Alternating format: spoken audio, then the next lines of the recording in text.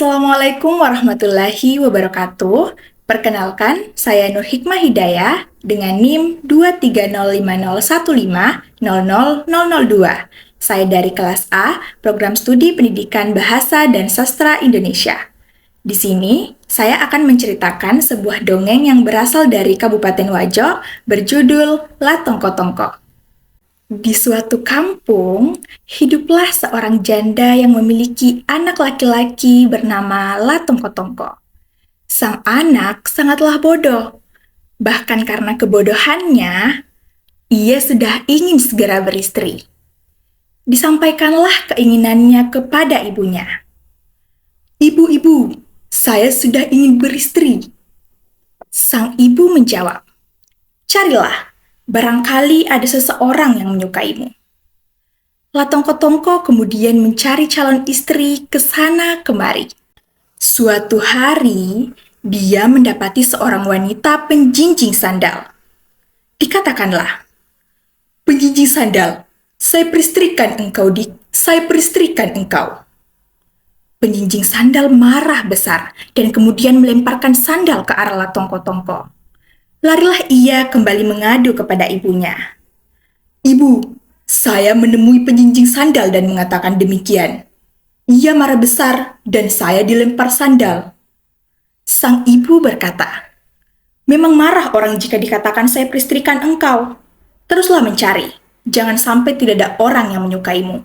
Pergilah." La Tongko-Tongko kembali pergi mencari calon istri. Kemudian, ia bertemu dengan seorang penjunjung belanga. Dikatakanlah hal yang sama dengan yang tadi dikatakan kepada penjinjing sandal.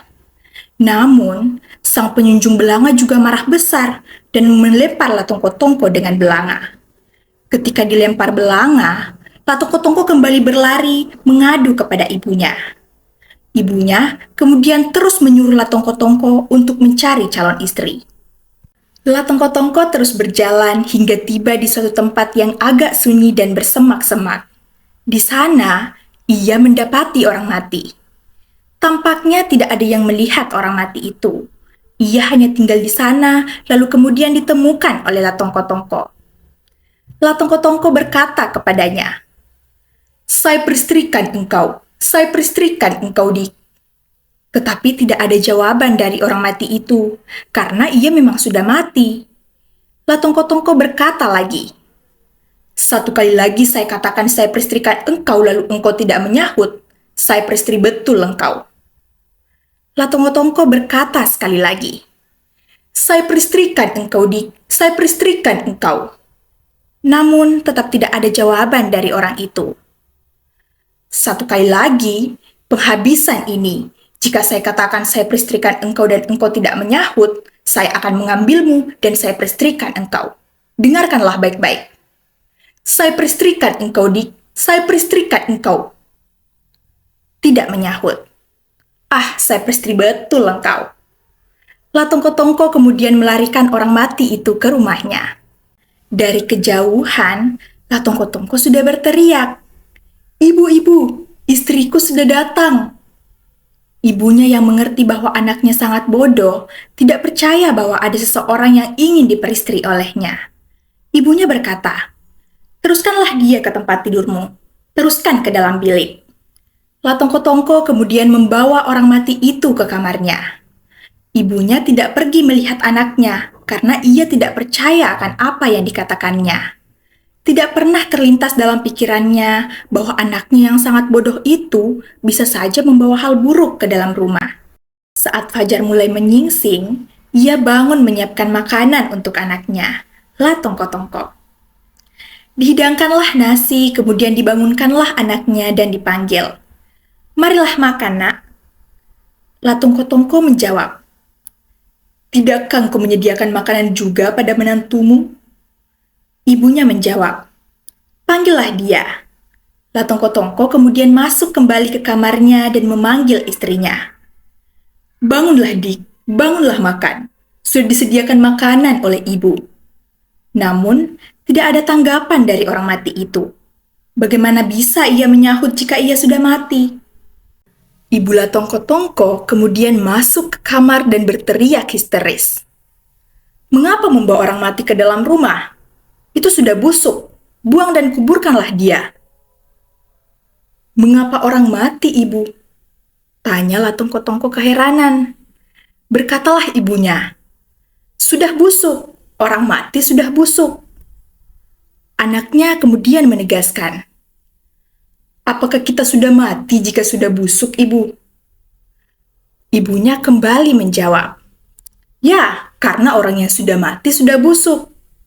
Akhirnya, Tongko-tongko membawa orang mati itu pergi dan menguburkannya.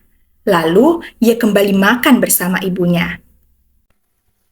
Kebetulan, pada waktu mereka sedang makan bersama, ibunya kentut. Pada waktu ibunya kentut, berteriaklah Tongko-tongko. Engkau sudah mati, Ibu. Ibunya membela diri. Tidak, Nak, tidak. Ibu hanya kentut. Namun Tongko-tongko tetap yakin. Betul engkau sudah mati, Ibu.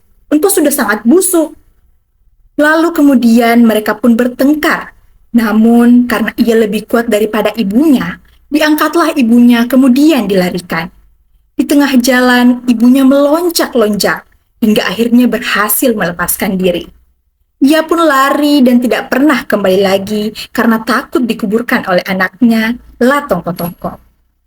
Lalu Tongko-tongko kemudian kembali pulang ke rumah dan melanjutkan makan. Dimakanlah apa yang sudah disediakan oleh ibunya, yaitu nasi pulut hitam dan juga ikan kering yang diberi minyak baru. Tidak lama kemudian, Tongko-tongko kentut karena belum buang air besar. Kali ini baunya sangat busuk. Ia kemudian merasa panik. Saya sudah mati, saya sudah mati. Sebelum saya habiskan nasi saya sudah mati.